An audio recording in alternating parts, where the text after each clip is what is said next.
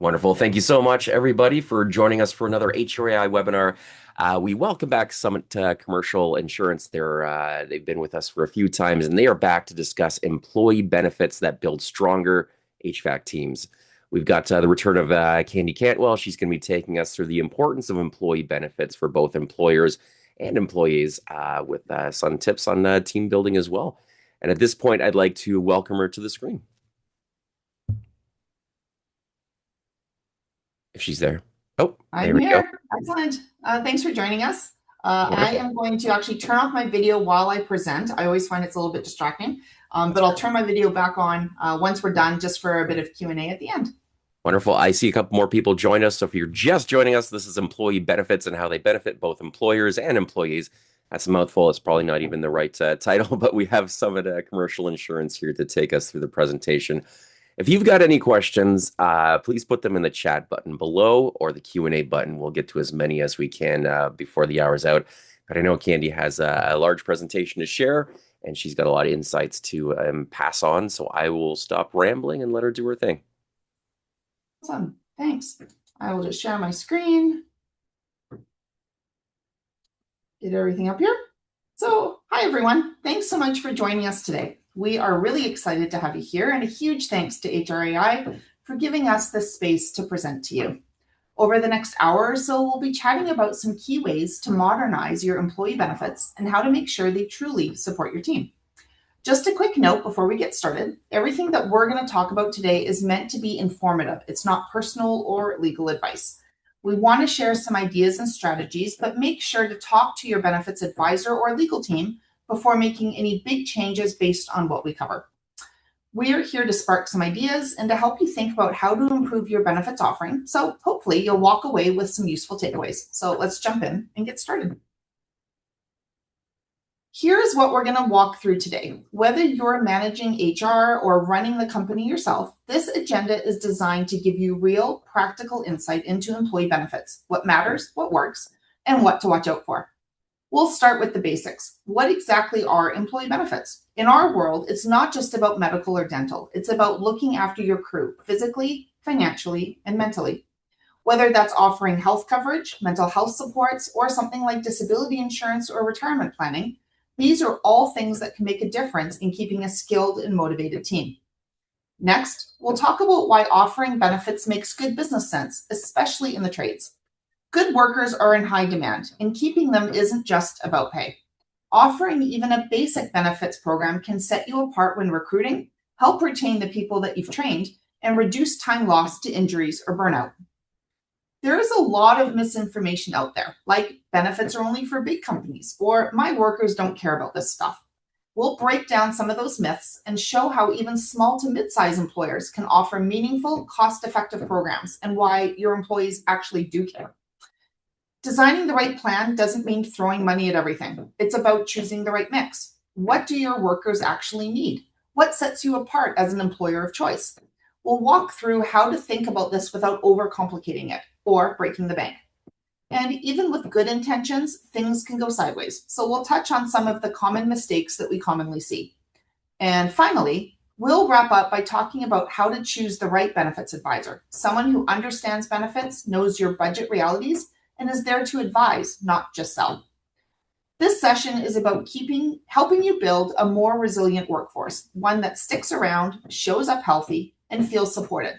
Let's dig in and talk about what benefits can look like in the real world of trades. Just as a quick recap, my name is Candy Cantwell, and I am the head of our group benefits and life team here at Summit. You're going to notice pretty quickly that I am a bit of a benefits nerd. I've worked in this field for about 30 years, and with insurers, consulting houses, advisory firms, and I also owned a firm that I sold to a large brokerage in 2022. So I look at this benefit space from multiple lenses. I'm also either currently or formerly an instructor, a board member, or a committee chair for a number of groups, such as the Canadian Pension and Benefit Institute, the International Foundation of Employee Benefit Plans, and others. See, told you, total benefits nerd. But I truly love working with employers on their benefit plans and hope to light bulb some ideas for you today.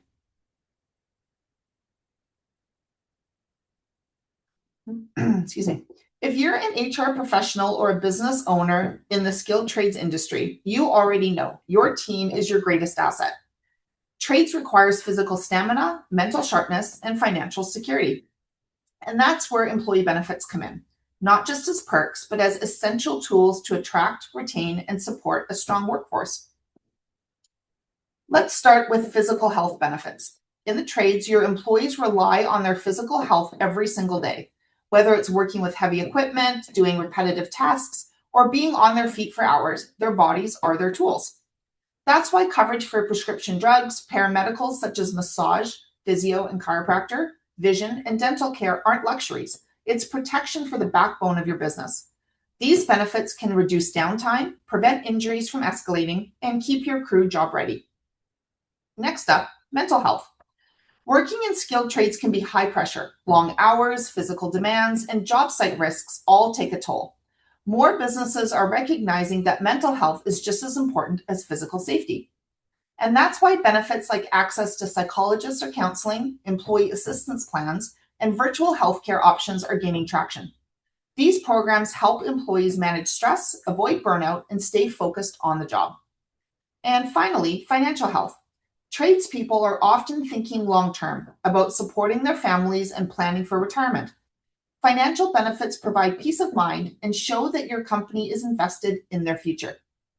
These include life insurance and disability coverage, accidental death and dismemberment insurance, and structured retirement savings plans.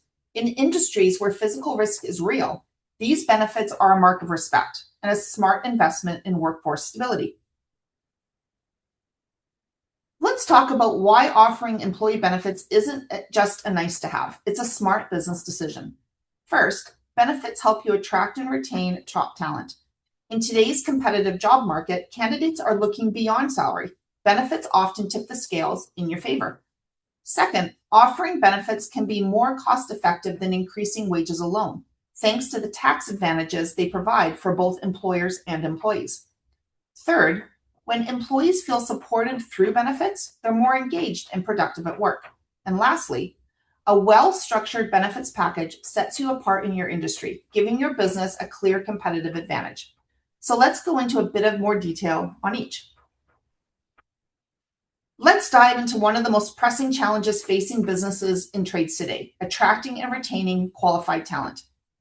According to the Robert Half 2025 State of Canadian Hiring Survey, the demand for skilled staff is only increasing.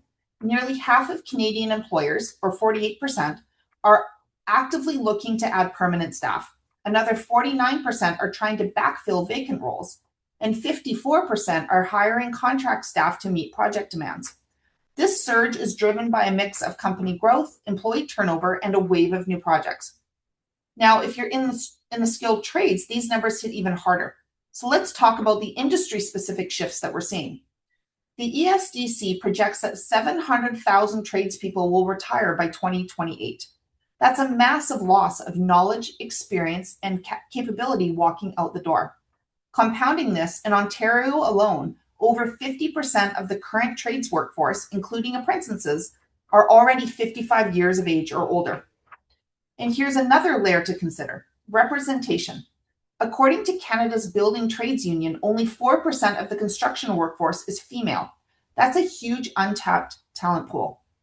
We also have to reckon with perception. For far too long, the skilled trades have been positioned as a fallback plan, not a first choice career.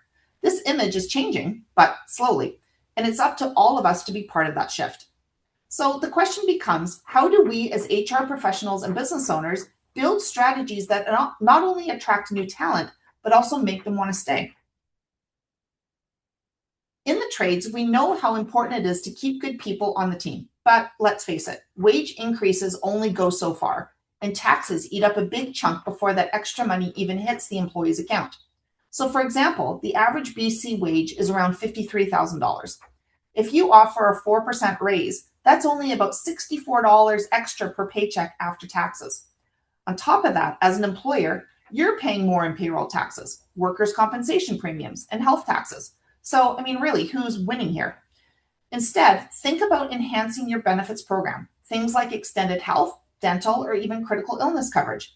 These are often tax-free for employees, so it feels like a real raise, and they're fully tax deductible for you as a business owner.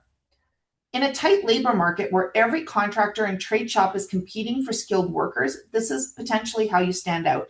Offer a raise that makes a real difference and keeps your best people loyal and happy. Let's bring this a little bit closer to home. Presenteeism is a hidden issue that's likely impacting your job sites and shops more than you realize. In the trades where the work is hands-on and physically demanding, having employees show up when they're not mentally or physically well doesn't just affect productivity, it can also create serious safety risks. Presenteeism happens when people come to work even though they're unwell. Maybe they're dealing with chronic pain, stress, or even burnout, but they push through because that's the culture, or they feel that they don't have another option. Does it sound familiar? According to a study by Manulife Financial, organizations lose 48 days per person each year to both absenteeism and presenteeism. And while absenteeism is easier to track, somebody just simply isn't at work, presenteeism is harder to see but often more costly. You've probably experienced it firsthand, jobs taking longer, mistakes being made, or workers just going through the motions. So the big question for you as leaders is this: what's the real cost of not addressing it? And more importantly, how can you support your workforce, your most valuable asset, to make sure that they're showing up at their best? When employees aren't well, your business feels it, right where it hurts most: productivity and profit. And let's break it down. 49% of employees say that their money worries are a constant distraction at work. That's nearly a third, almost half of your workforce not fully present on this issue alone. 40% of employees aren't getting enough sleep. And we all know how dull and unfocused we feel after one bad night's rest. Imagine that as a daily reality for nearly half your team. 25% struggle with anxiety, depression, or PTSD. These mental health challenges aren't always visible, but can have a significant impact on focus, teamwork, and performance. And 45% of Canadians are managing at least one chronic health condition, which can lead to frequent absences, reduced energy, and higher healthcare costs. So, as a result, a staggering $645 million are lost in productivity in Canada every year. This isn't just a health issue, it's a business issue. And the question is, what are we going to do to turn this around? Let's chat about competitive advantage, because in the trades, it's not just about the work that you do, it's about how you set yourself apart from everyone else. First up, protecting your talent and culture. Your team isn't just a set of hands, they're years of experience, skills, and relationships. If they walk out the door, that knowledge goes with them. The right benefits and a positive work environment can keep your people around and invested in your business. Then there's customer service. We all know that happy employees lead to happy customers. When your team feels valued and supported, it shows up in how they treat your clients, and that keeps the phone ringing. Brand reputation is huge as well. In this industry, word travels fast. Companies known for taking care of their people not only attract better talent, but they also earn trust from customers who want to work with businesses that do the right thing. A good benefits plan is also a big differentiator as an employer. When workers are deciding between job offers, things like health coverage, retirement plans, and mental health supports can tip the scales in your favor. And finally, cost leadership. Sure, investing in your people has a price tag, but what's the cost of constantly hiring and training new staff? Keeping good people is one of the smartest financial moves that you can make. And at the end of the day, your people are your competitive edge. Take care of them, and they'll take care of your business. Let's bust one of the biggest myths out there. We don't need to offer programs, or we don't need to offer benefits. Government programs will take care of that. Here's the reality. Government coverage is limited. Most people aren't covered for the things that they need most: prescriptions, dental, paramedical services like physio, massage, or psychologists, or even vision care. And if you have employees working across multiple provinces, you'll find out quickly that our, quote, universal healthcare system, unquote, isn't actually universal at all. An example of this are the changes coming this summer to Alberta's provincial health program, where Alberta will move from being the first payer to being the second payer if employees have coverage elsewhere. Add to that fact that a huge number of Canadians don't even have access to a family doctor, making it harder to get the care that they need when they need it. And let's not forget, government coverage isn't enough to maintain anyone's standard of living. With so many people living paycheck to paycheck, relying on public programs is a risky plan A. And unfortunately, most people don't have a plan B. So if you want to attract and keep skilled tradespeople, offering real benefits isn't just a nice to have. It's a critical part of staying competitive and supporting your workforce. All right, let's bust myth number 2. My staff don't want benefits, they'd rather just take the cash. Now, this one comes up a lot, especially in trades where cash incentives and overtime can be highly valued. But let's really unpack it. First off, offering more cash doesn't actually put more money in your employees' pockets. Why? Because as we mentioned earlier, cash bonuses and wage increases can trigger higher costs for both the employee and you as the employer. Think about it. There are taxes, workers' comp premiums, and healthcare tax premiums that all add up. So that extra cash quickly disappears under deductions, and the net amount to your employees is smaller than you might think. Now, here's the real kicker. Benefits or employees actually do understand the value of a good benefits plan. According to the Benefits Canada Healthcare Survey, when people are considering a job or thinking about leaving their current one, the coverage of a benefits plan actually ranks higher than things like flexible work hours, the actual job that they do, their relationship with their boss, or even the workplace culture. In a tight labor market, especially in trades where recruitment and retention are ongoing challenges, a strong benefits plan isn't a nice to have, it's a competitive advantage. So the next time someone says just give them the cash, remember, it costs more, it does less, and it doesn't stick with them the way that a solid benefit plan would. Now, let's tackle myth number 3. I'm their boss, not their mother. They need to take care of themselves. I get it. Especially in certain industries, people pride themselves on being tough and self reliant. But here's the thing, that mindset might actually be costing you good people and lost productivity. Let's talk about chronic healthcare issues. Individual health plans don't often cover things like pre existing conditions or regular medications. So if your employees are dealing with health challenges, chances are they're either paying out of pocket or they're just skipping care altogether. And when people aren't feeling their best, guess what? Their work and your business take a hit. Now, onto mental health. The wait time to see a psychiatrist in Canada is anywhere from 3 to 12 months or more.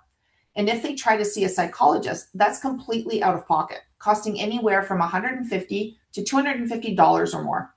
Most people can't afford it, so they try to tough it out, and that doesn't usually end well.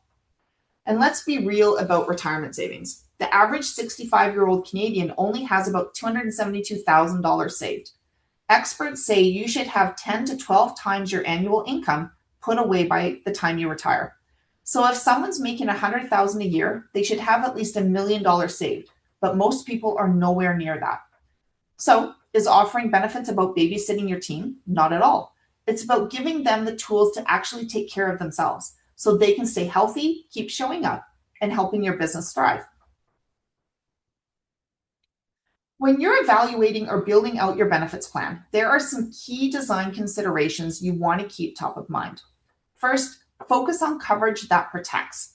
This is the foundation, making sure that your employees have access to the core protections that they need for their health and financial security. Things like extended health, dental, disability coverage, and life insurance aren't just perks. They're critical safety nets that help your workforce stay healthy and productive. Next is coverage that is flexible. And this is especially important in industries like trades, where your workforce is incredibly diverse. Younger workers may be looking for financial planning tools and mental health resources, while those later in their careers may prioritize retirement planning and chronic condition management. Flexibility through tools like health and lifestyle spending accounts allow employees to select benefits that actually meet their needs. And third, it's essential to provide coverage that's easy to access and understand. Even the most generous benefit plan won't be effective if employees don't know how to use it.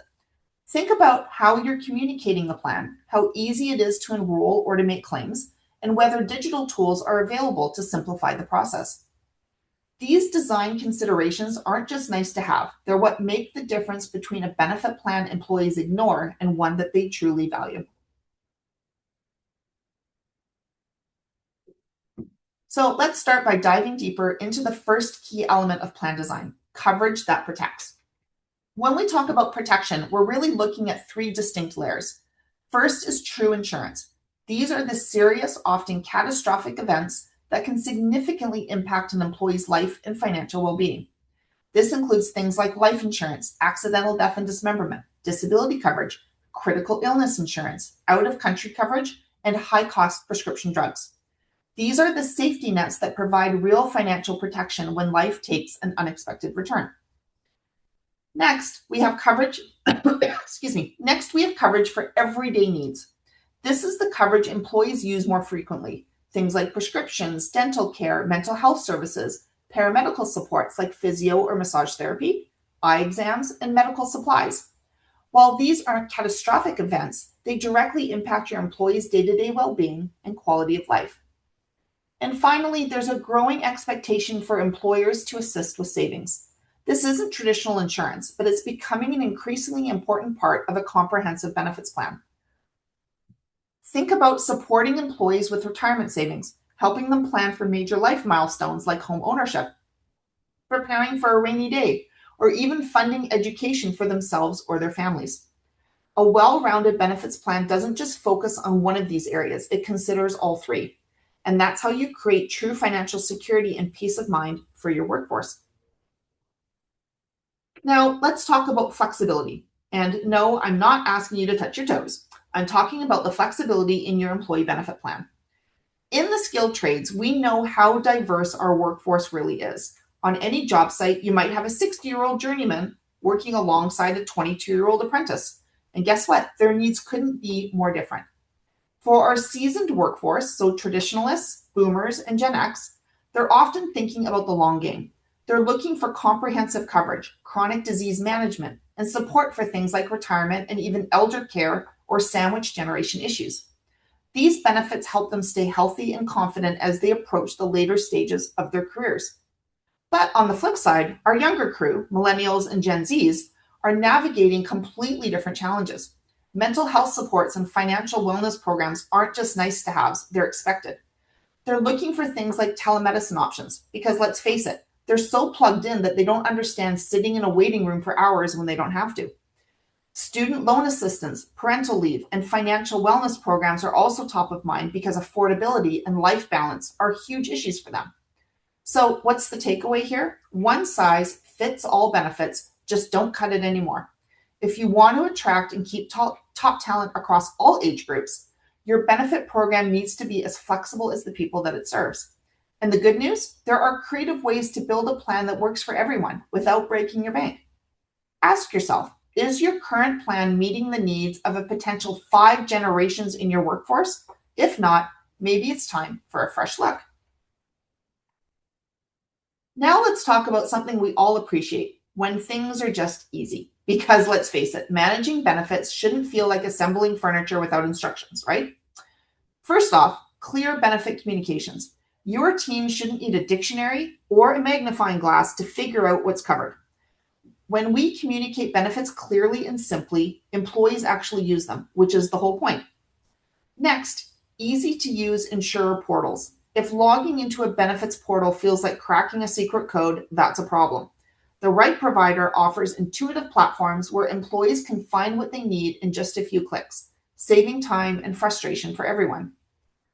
Integrated benefits are another game changer. Think virtual care options that are built right into your plan.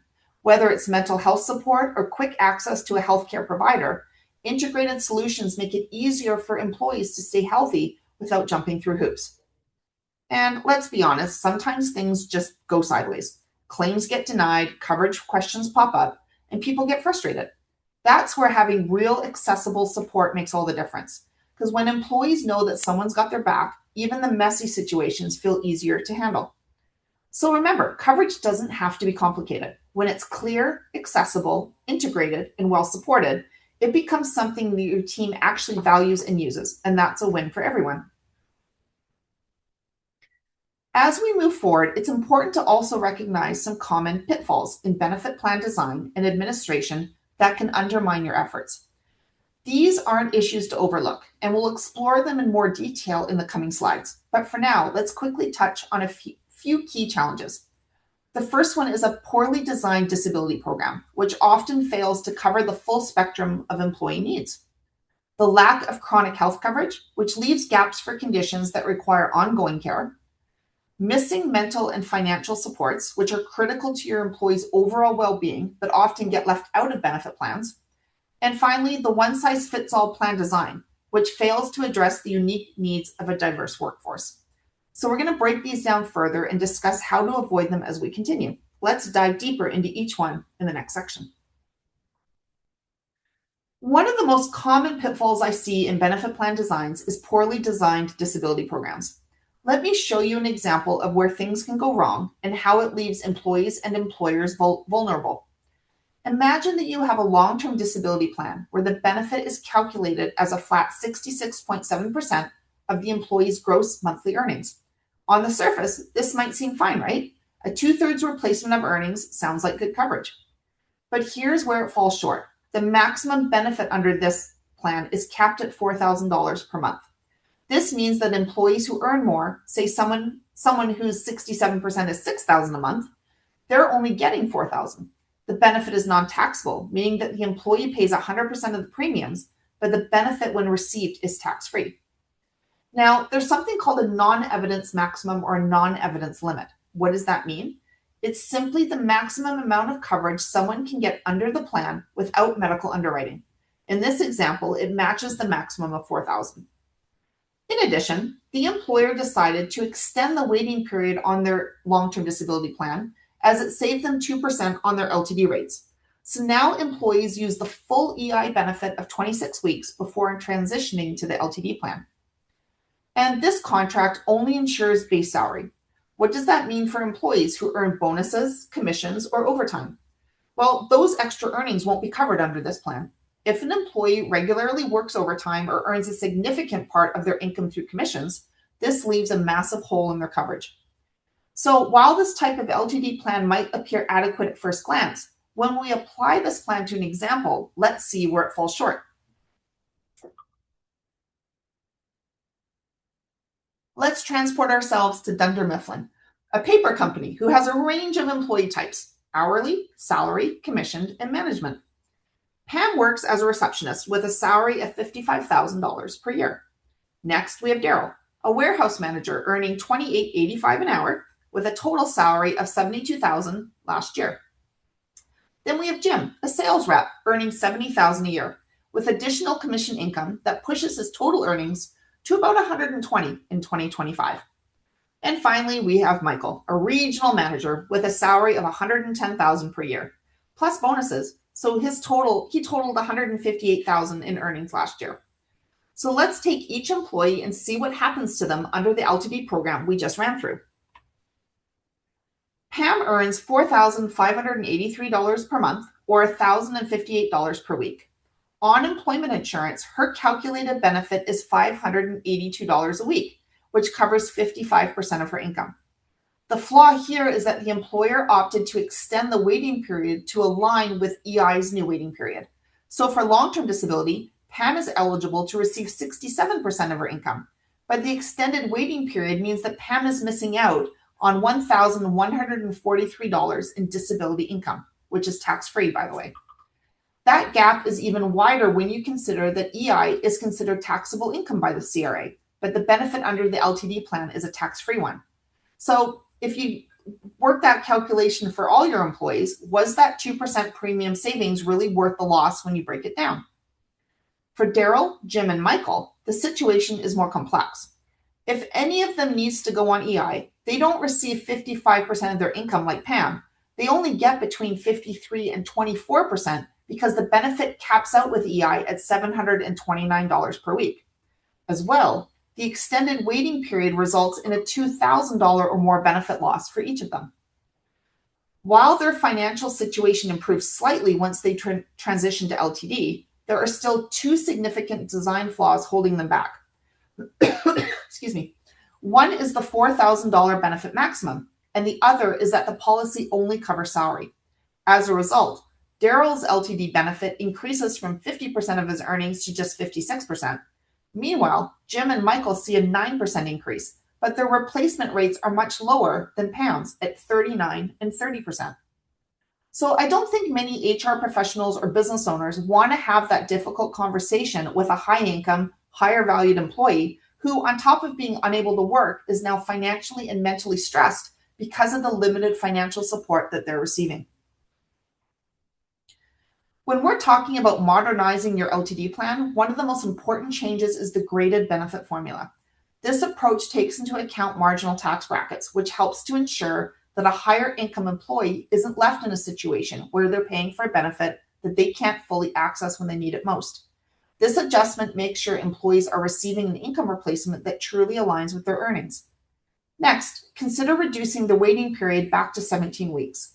This is not only financially benefits the employee, but it also brings disability case management into the picture earlier because employment insurance doesn't offer that.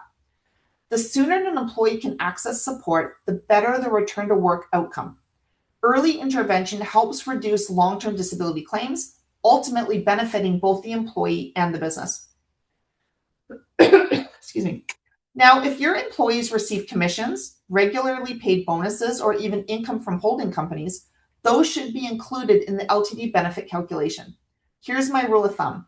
If someone asks your employee how much they earn, that number likely includes these additional forms of income, and their household expenses are probably based on that total income as well. This is the income that should be protected under the benefits plan, not just their base salary. An arbitrary LTD maximum also just doesn't cut it. While some smaller employers might be limited to what their insurer can offer, it's essential to run the numbers and understand where the gaps exist. That way, you can make informed decisions about how best to provide coverage that meets the actual needs of your staff. Non-evidence maximums are often tied to the size of the group. The larger the group, the more risk is spread out, and insurers will typically offer higher coverage limits without the need for medical underwriting. If your company has grown since your last renewal, it's worth asking if this maximum can be increased to provide more coverage. And lastly, if EI benefit provisions don't align with your corporate values, especially around protecting staff, you might want to consider replacing this coverage with a short-term disability program.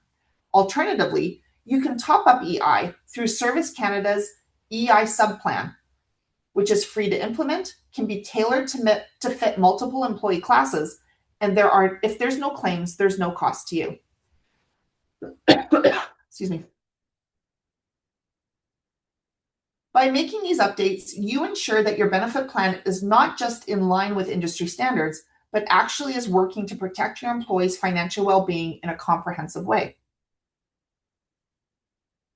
Now, let's touch on something that is quietly becoming one of the biggest challenges in workforce health: chronic disease management. Chronic conditions aren't just health issues that come and go. As defined by the Australian Institute for Health and Welfare, these are long-term, often complex conditions that develop gradually, sometimes without any clear symptoms, and they tend to stick around. Over time, they can lead to serious health complications, functional impairments, and even permanent disabilities. But here's the real concern for businesses, especially in physically demanding industries like trades. When chronic health issues aren't properly managed, they don't just impact the individual. They lead to higher absenteeism, lower productivity, increased healthcare claims, and ultimately greater workforce instability. And the reality is most benefit plans just aren't built to effectively support chronic disease management. That's a gap that leaves both employees and employers vulnerable. So how widespread is the issue? Let's take a look at some hard numbers on how chronic health conditions are already impacting today's workforces. So let's pretend that we have a plan with 50 employees and 55 dependents, totaling 110 lives under your umbrella. And based on national health data, let's see what chronic health stats potentially look like within this population. 9 people in the group are living with heart disease. 3 are managing chronic respiratory issues like asthma or COPD. 15 are battling addiction, which is shocking, but yes, 15 according to the stats. 4 are struggling with depression, often quietly. 11 have diabetes, and most of these will be type 2. 22 people are dealing with arthritis, which can directly impact their ability to perform physical tasks. And 9 regularly suffer from migraines that can derail people for entire days. The reality is chronic conditions aren't rare. They're right here in your workforce and in your employees' homes. The real question is, are you offering benefits that actually help them manage these issues, or are they left on their own? So let's take a moment to really understand the magnitude of the chronic health coverage gap in Canada. So according to the Public Health Agency of Canada, this isn't a small issue. We are talking about a staggering $190 billion per year that impact our economy. Out of that, $122 billion comes directly from income and productivity losses. This means that businesses are paying the price through absenteeism, presenteeism, and even long-term disability claims. And it doesn't stop there. Employees themselves are shouldering $68 billion in direct health costs, most of it out of pocket. That's a financial strain that affects not only their well-being, but also their engagement and retention at work. If we zoom in on Ontario, the province alone saw $19.7 billion in chronic disease costs back in 2019, which is the most recent stat that they've put out. And when you factor in lifestyle contributions like tobacco use, alcohol consumption, inactivity, and poor nutrition, it's clear, without proactive health supports, this cycle just continues. So the big question is, what can we actually do about it? The good news is that it starts with your benefits plan. Up next, we'll walk through how to modernize your plan to better support chronic health management, improve employee well-being, and ultimately protect your bottom line. Now that we understand the impact, let's talk about solutions. First, analyze your claims data. This is one of the most underused tools at your disposal. Your claims data can tell you exactly what health issues are affecting your workforce. Are stress-related prescriptions climbing? Are chronic conditions like diabetes or hypertension showing up frequently? This data gives you a roadmap for where to focus your efforts. Second, benchmark your plan against your competitors. Are you allocating your benefits budget in a way that keeps you competitive? Sometimes it's not about spending more, it's about spending smarter. Rebalancing your benefits to focus more on chronic condition support, mental health resources, and wellness programs can have a huge impact. Third, don't underestimate the value of simply asking your people. A quick staff survey can uncover hidden concerns and tell you what benefits actually matter to them. Remember, the best plan is the one that employees will actually use and value. And finally, even the best plan can fall flat without clear and simple communication, like we talked about earlier. Make sure your team understands what's available to them and how to access it. Confusion leads to underutilization, and underutilization leads right back to the problems that we discussed earlier. So in short, modernizing your plan isn't about complexity. It's about being strategic, informed, and employee-focused. Modernizing your plan, even with the best intentions, there's one area where many plans fall short: mental health supports. And this is especially critical in trades. In industries like construction, manufacturing, and other trades, the culture has often been tough it out, push through stress, ignore burnout, and keep working. But the reality is mental health issues are a leading cause of disability claims, and it's hitting the workforce hard. We are seeing higher rates of anxiety, depression, substance misuse, often tied to long hours, physical strain, job insecurity, and the stigma around asking for help. And when mental health isn't properly supported, it shows up in higher absenteeism, safety incidents, and turnover, things no businesses can afford. So next, let's look at what's really happening with mental health in trades and how you can ensure your benefit plan isn't just checking the box, but actually providing the right kind of support where it's needed most. It's not enough just to offer supports. They need to be accessible, proactive, and relevant to your workforce. First, start by educating supervisors and managers. In trades, supervisors are often the first to notice when someone isn't quite themselves. Maybe it's a change in behavior on the job site or increased safety incidents. Equip them with the skills to recognize the signs of mental health struggles and, just as importantly, how to approach these conversations in a supportive way. Next, rethink how you're using your Employee Assistance Plan, or EAP. These resources shouldn't just be a crisis tool. They should be promoted proactively. Encourage employees to access support before things hit a breaking point. Next, consider adding pharmacogenetic testing to your benefits plan. This is especially valuable when it comes to mental health medications. It helps ensure employees are prescribed medications that actually work for their unique genetic makeup, reducing the trial and error process that can lead to frustration and delayed recovery. And don't forget to highlight support for women's health. In male-dominated industries, we sometimes overlook that women in the trades face unique mental health pressures, perimenopause symptoms, balancing family demands with long hours, and more. Work with vendors who enhance drug reimbursement. Mental health medications can be expensive, and if employees can't afford the prescriptions, even the best treatment plan falls apart. And finally, make sure your employees are aware of free mental health resources available to them, whether it's through government programs, community organizations, or virtual platforms. Sometimes the biggest barrier to accessing help is simply not knowing where to start. And by taking these steps, you're not just modernizing your plan, you're building a culture that supports mental health in real, tangible ways. While mental health support is a critical piece, we can't overlook another major source of stress that's hitting employees hard, and that's financial wellness. In the trades where work can be seasonal and income may fluctuate, financial literacy and stability become even more important. Yet the data shows a troubling gap. 73% of Canadian high school students say that they're leaving school without the financial tools that they need. That means many of the apprentices and younger tradespeople entering your workforce are already behind when it comes to learning how to manage money. 55% of women want to improve their financial literacy, which is important to consider as more women enter the trades and face unique financial planning strategies, especially related to family responsibilities. And here's a big one. 59% of Canadians feel financial stress on a daily basis. That's not just a personal problem. It affects focus, productivity, and even safety on the site. It's even more challenging for newcomers to Canada. Only 8% of visible minority newcomers feel that they have a good understanding of our financial system, making it harder for them to achieve financial security and fully integrate into the workforce. And where are people turning for answers?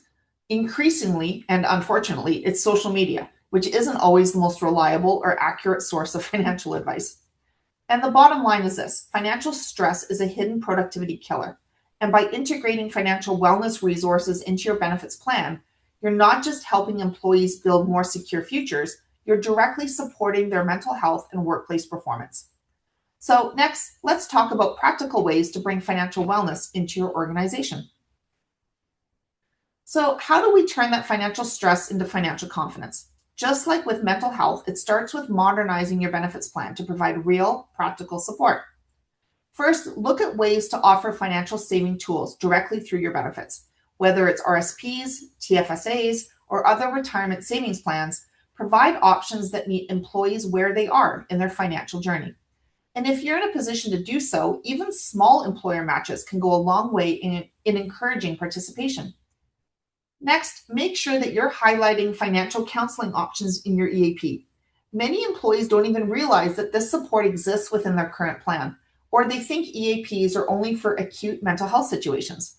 Promote it proactively to help employees with budgeting, debt management, and long-term financial planning before it becomes a crisis.